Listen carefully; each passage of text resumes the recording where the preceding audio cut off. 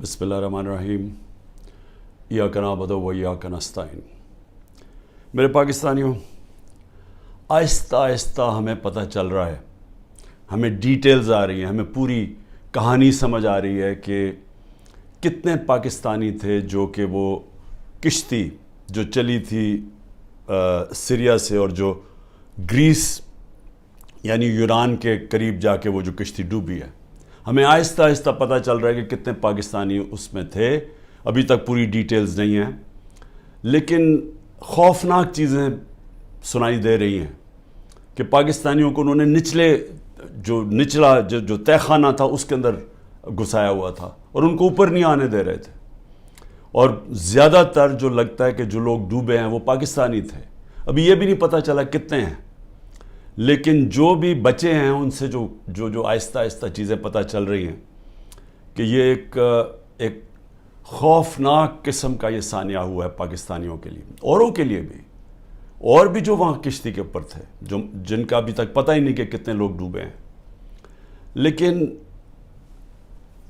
इससे क्या चीज़ सामने आती है?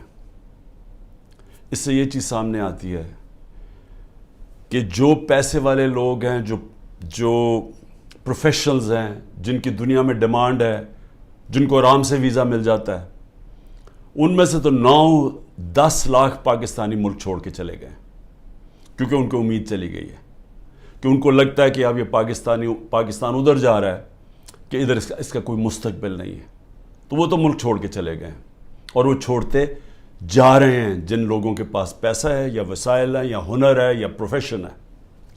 लेकिन जिनके पास नहीं है, जिनको वीज़े नहीं मिलते, वो इसी तरह किश्तियों पे किसी ना किसी तरह पैसा जमा करते हैं। वो उस पैसे से किसी को देते हैं कि जी हमें नाजायज़ तरीके से पहुंचा दें वहाँ। जिस तरह ये किश्ती में लोग जा रहे थे, सब नाजायज़ थे, यानी सब इलीगल थे। इनके पास किसी के पास वीज़ा नहीं था। इन सब ने पैसे दिए थे, जो दलाल होते हैं, जिन्होंने कहा कि हम आपको पार पहुंचवा देंगे। ये उन्होंने उनको पैसे दे के सारी ज़िंदगी की कईयों ने अपना पैसा जमा करके या ख़ानदान जमा करके भेजता है बाहर से पैसे कमा के वापस भेजेंगे। तो ये सारे वो लोग थे। जो दूसरे भी थे वो भी ये लोग थे। अच्छा, अब इनमें ये जो लोग जा रहे थे, ये किन मुल्कों से जाते हैं?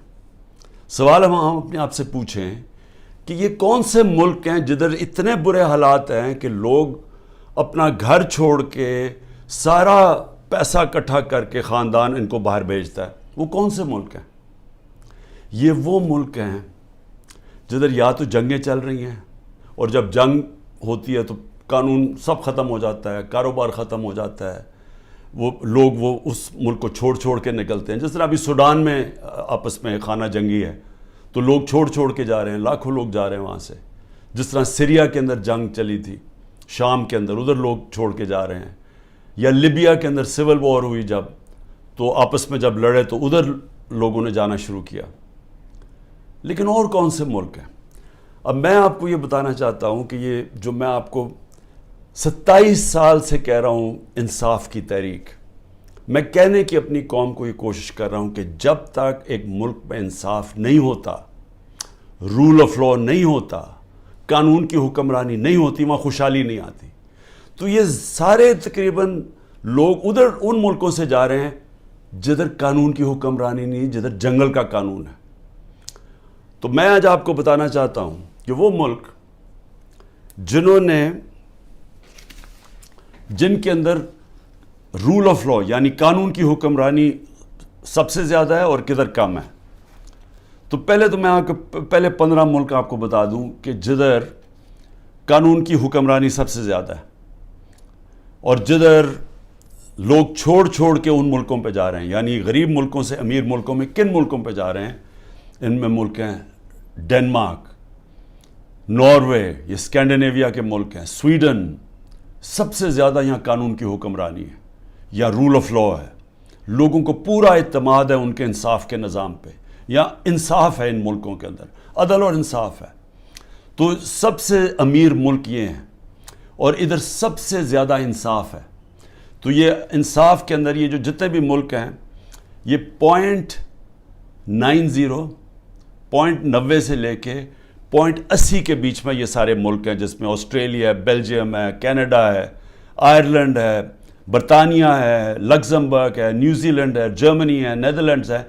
یہ سارے وہ ملک ہیں، اور امریکہ، جن کی جو یہ رول آف لا انڈیکس میں سب سے اوپر ہے.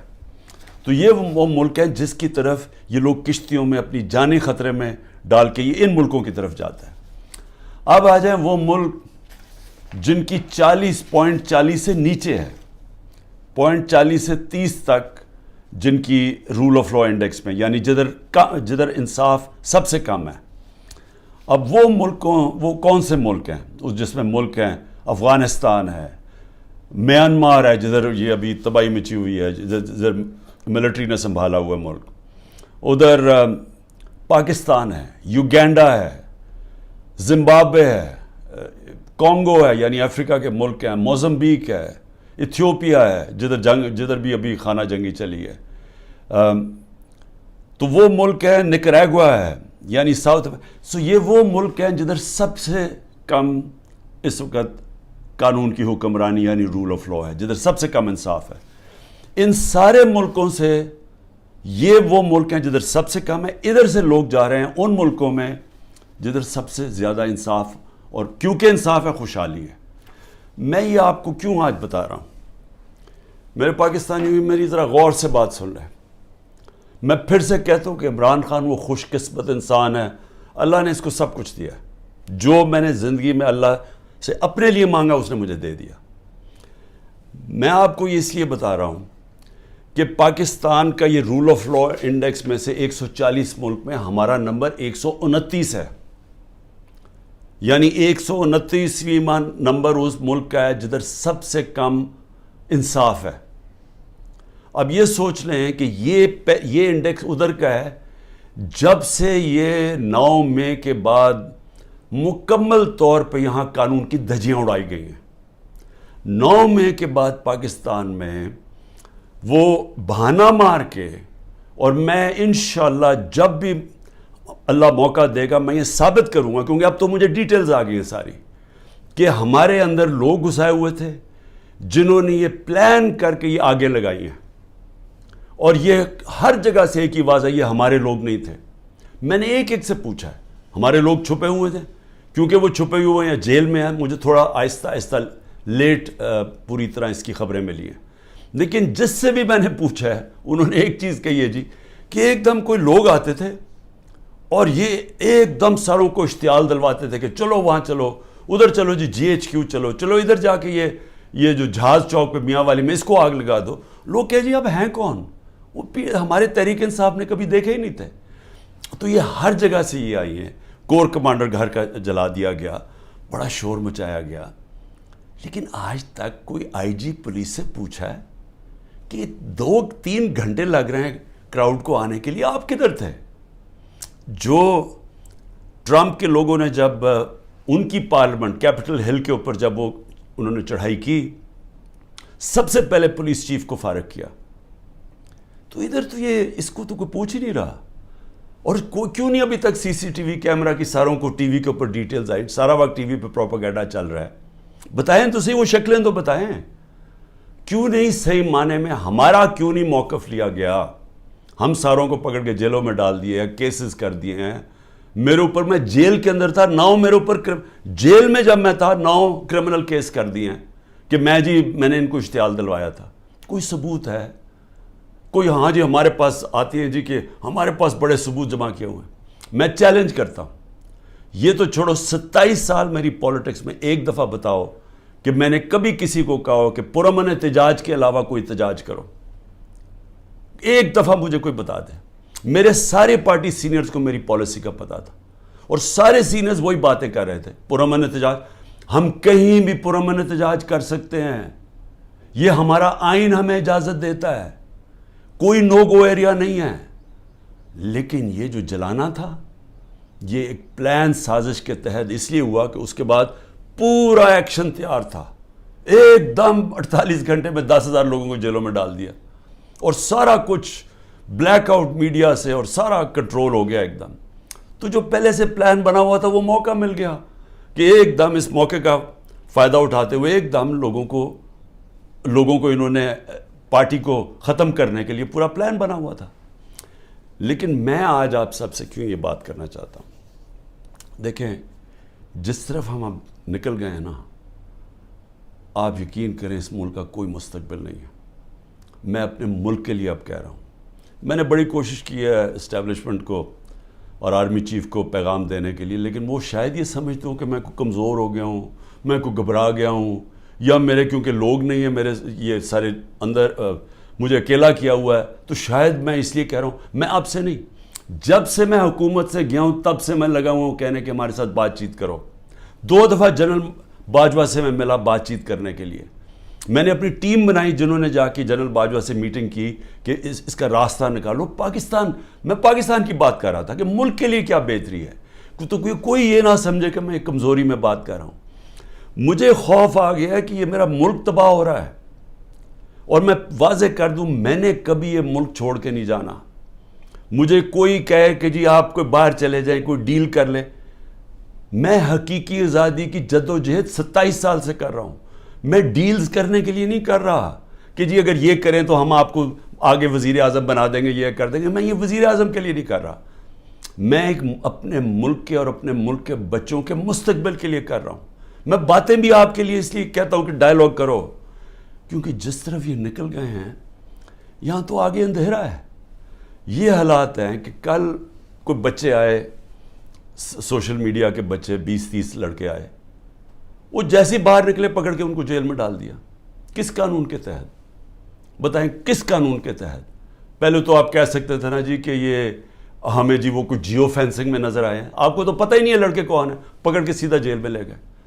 میرے وکیل عزیر بھنڈاری جو کہ سینئر ایڈوکیٹ ہیں سپریم کورٹ کے, ان سے میں نے ملٹری کورٹس کے اوپر میٹنگ کی کہ یہ ملٹری کورٹس کو میں چیلنج کرنا چاہیے کہ بالکل دنیا میں مذاق اڑا ہے پاکستان کا, کبھی جمہوریت کے اندر بھی ملٹری کورٹ آئے ہیں, اور وہ یہاں سے باہر نکلے اس کو اٹھا کے لے گئے, اس کو اور اس کو ڈرائیور کو.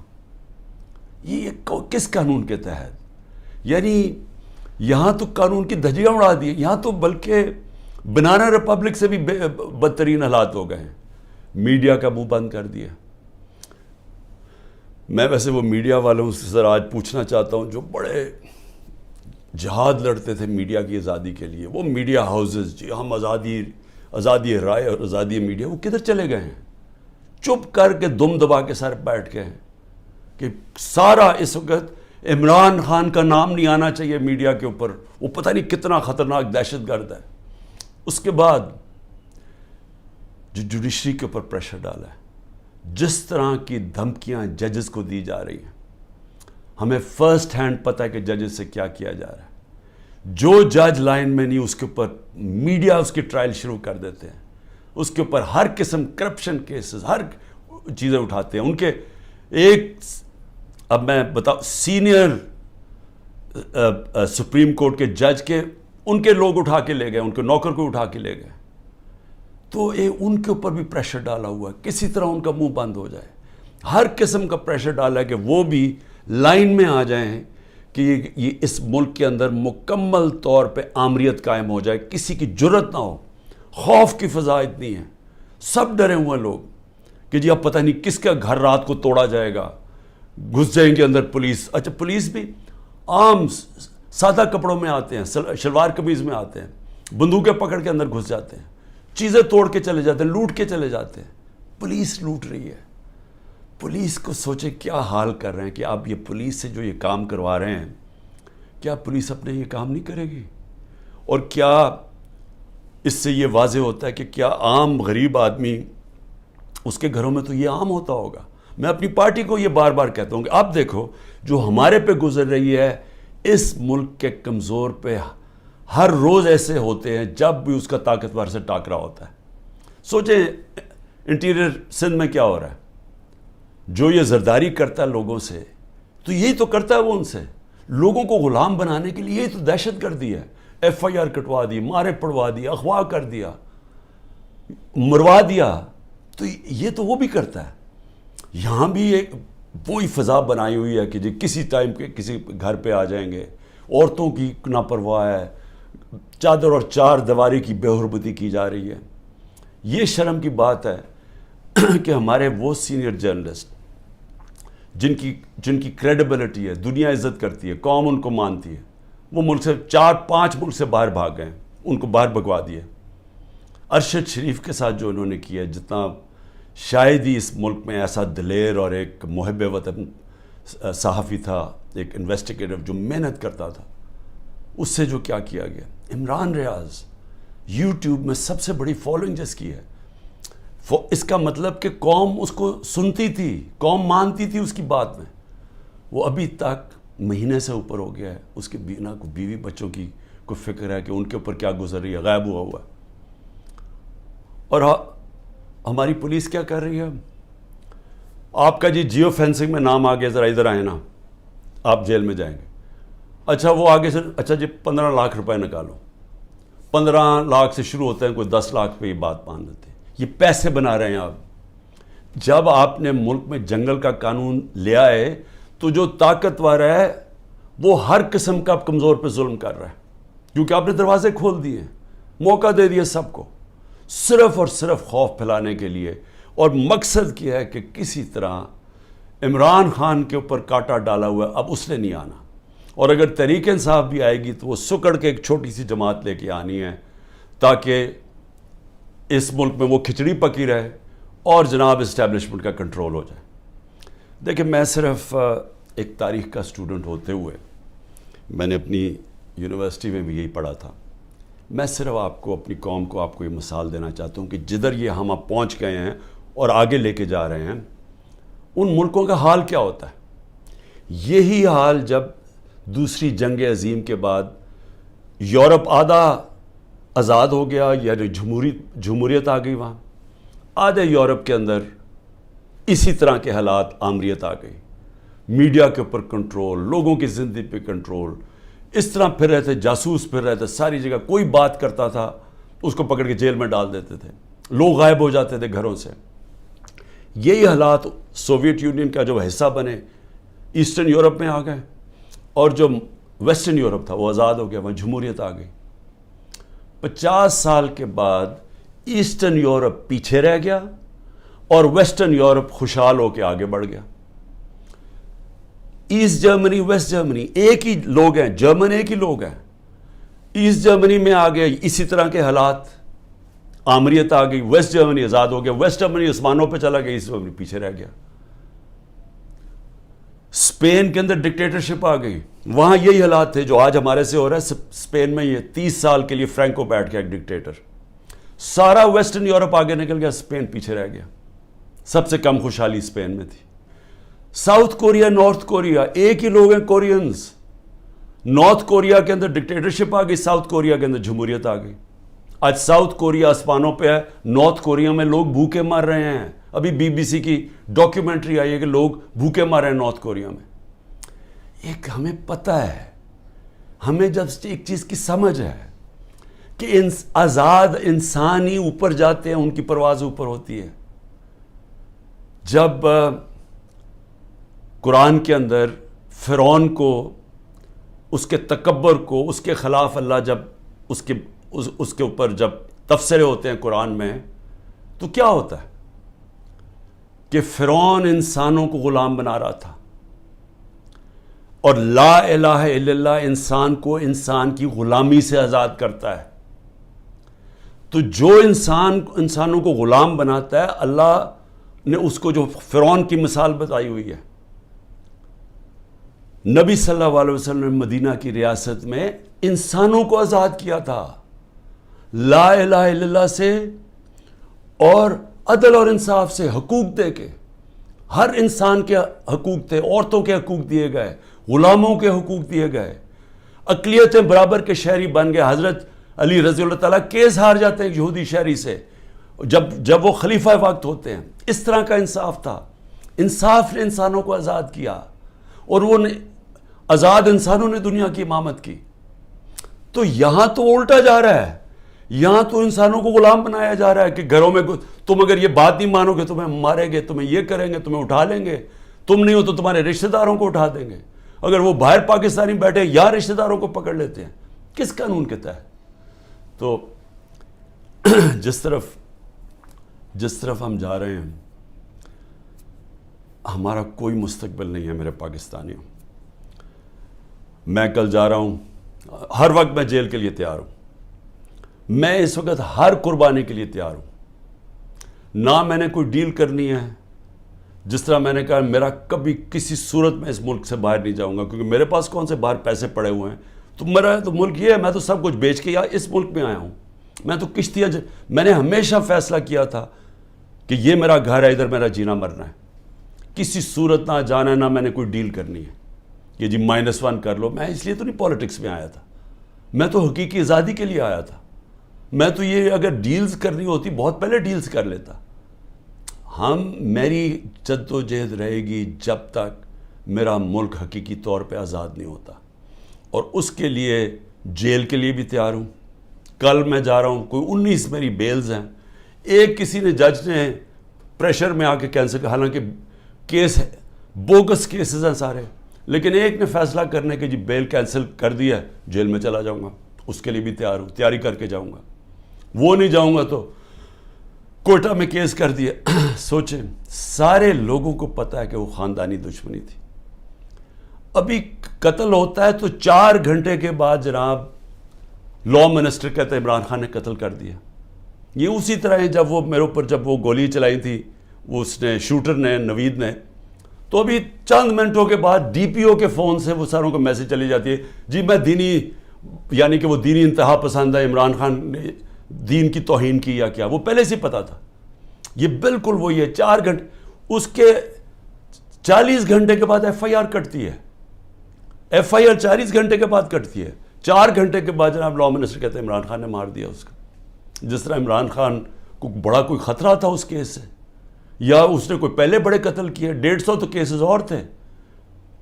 تو یہ پہلے سے پلان کیا ہوا, کسی نہ کسی کیس میں مجھے پتا ہے کہ انہوں نے, میں جیل میں چلا جاؤں گا, لڑوں گا یہی کیس لے کے, کوئی ملک نہیں چھوڑوں گا, کیس سارے لڑوں گا. لیکن میں اپنی قوم کو ایک پیغام دینا چاہتا ہوں. دیکھیں, یہ آپ کا بہت بڑا امتحان ہے.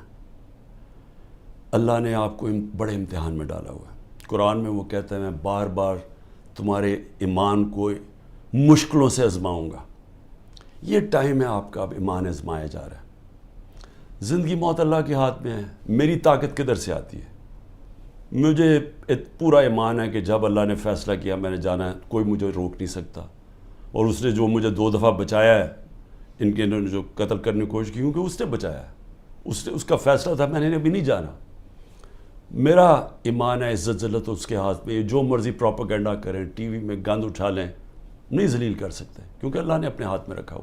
اور رزق اللہ کے ہاتھ میں. جو لوگوں کے گھر توڑے جا رہے ہیں, فیکٹریاں بند کر رہے ہیں, بزنسز بند کر رہے ہیں, اور سوچیں بزنسز بند کر رہے ہیں, کون پاکستان میں پیسے انویسٹ کرے گا؟ مجھے بتائے نا. جب وہ دیکھ رہے ہیں کس قانون کے تحت لوگوں کی بزنس بند کر رہے ہیں, روزگار بند کر رہے ہیں, ان کے لوگ بیچارے بے روزگار کر رہے ہیں. آج کل کی مہنگائی میں لوگ بے روزگار ہو رہے ہیں. کس قانون کے تحت؟ کوئی ان کو فکر نہیں ہے. فرعون بنے ہوئے ہیں, جو مرضی چاہیں کر سکتے ہیں. خوف کہ جو ہماری دہشت پھیل جائے, بس ڈرایا ہوا ہے لوگوں کو. تو پاکستانیوں سن لو میری بات. آپ ہیں محمد مصطفیٰ صلی اللہ علیہ وسلم کے امت, دنیا کے سب سے عظیم لیڈر. آپ کا کلمہ ہے لا الہ الا اللہ, نہیں ہے خدا سوائے اللہ کے کوئی. آپ نے اپنی آزادی کے لیے جد و جہد کرنی ہے. میں نے ہمیشہ کہا کہ پرامن احتجاج کرتے ہیں شہری. کوئی اپنی فوج کے سامنے نہیں لڑتا, کوئی اپنی پولیس کے سامنے نہیں لڑتا. ہم ان سے لڑنے نہیں آئے, ہم کوئی انتشار پھیلانے نہیں آئے, لیکن ہمارا حق ہے پرامن احتجاج. آپ نے ابھی سے مینٹلی تیار ہونا ہے. انہوں نے مجھے جیل میں ڈالنا ہے, اور ان کا خیال ہے کہ جب مجھے جیل میں ڈالیں گے, اب انہوں نے اتنا خوف پھیلا دیا کہ سب چپ کر کے بیٹھ جائیں گے. آپ نے اگر یہ ظلم قبول کر لیا, اور یاد رکھیں آپ 25 کروڑ ہیں, اگر 25 کروڑ لوگ سہم گئے اور خوف کے سامنے جھک گئے, تو میں آپ کو بتا رہا ہوں آپ کا کوئی مستقبل نہیں ہے. پھر یا تو یہ کشتیوں میں لوگ نکلیں گے اور بیچارے اسی طرح جان کھوتے رہیں گے، سمندروں میں ڈوبتے رہیں گے اور وہاں دھکے کھاتے رہیں گے، اور یا پھر جو آپ کے پروفیشنلز ہیں وہ ملک چھوڑ کے ویسے دنیا میں ڈیمانڈ ہے وہاں چلے جائیں گے، تو ملک کا تو کوئی فیوچر نہیں رہے گا۔ اور یہ چوروں کے ہاتھ میں جن کو بٹھا دیے لا کے، جن کو 30 سال سے ثابت کر رہے ہیں، یہ ایک دوسرے کی چوری کو 30 سال سے لوگوں کو بتا رہے ہیں کہ کون بڑا چور ہے، جو یہی اسٹیبلشمنٹ بتا رہی ہے کہ کتنے بڑے چور ہیں۔ اگر ان کے نیچے اور ان کی غلامی کرنی ہے اور یہ خوف کی وجہ سے، میرا کیا ہے کہ اس غلامی سے موت بہتر ہے۔ یہ کوئی زندگی نہیں ہے، غلاموں کی کوئی زندگی نہیں ہے، صرف پرواز آزاد لوگوں کی ہے۔ اقبال کا شاہین صرف آزاد ہو کے تو اوپر جا سکتا ہے، غلام تو غلام رہتے ہیں۔ جس طرح مولانا رومی نے کہا کہ جب اللہ نے تمہیں پر دیے ہیں کیوں چونٹیوں کی طرح رینگ رہے ہو؟ غلام چونٹیوں کی طرح رینگتے ہیں۔ تو سب آپ ذہن بنا لیں کہ یہ خوف جو پھیلایا گیا ہے، اور قرآن کی آیت ہے کہ جو لوگ ایمان لے آئے اللہ ان کے خوف دور کر دیتا ہے، یہ ایمان والے لوگوں کو میں کہہ رہا ہوں کہ یہ بالکل آپ نے گھبرانا نہیں ہے، آپ نے کھڑے ہونا ہے، پرامن احتجاج آپ کا حق ہے۔ جس طرف یہ ملک کو لے کے جا رہے ہیں، جو یہ ملک کو تباہی کی طرف لے کے جا رہے ہیں، ان کو کوئی فکر نہیں ہے ملک کی، یہ صرف اقتدار اور پیسے کی جنگ ہے۔ ان کو اقتدار اور پیسہ اس لیے عمران خان سے خطرہ ہے کہ جناب اگر وہ آ گیا تو یہ ہمارا اقتدار اور پیسہ خطرے میں چلا جائے گا، یہ ملک کو تباہی کی طرف بھیج رہے ہیں اسی وجہ سے۔ اور اسی لیے میں سب کو آخر میں پیغام دیتا ہوں کہ ذہنی طور پہ تیار ہو جائیں کہ کبھی بھی آزادی کوئی پلیٹ میں رکھ کے نہیں دیتا، آزادی کے لیے قربانیاں دینی پڑتی ہیں، اور آپ سب کو، میں بھی تیار ہوں، آپ سب کو تیار ہونا چاہیے قربانیوں کا۔ پاکستان پائندہ باد۔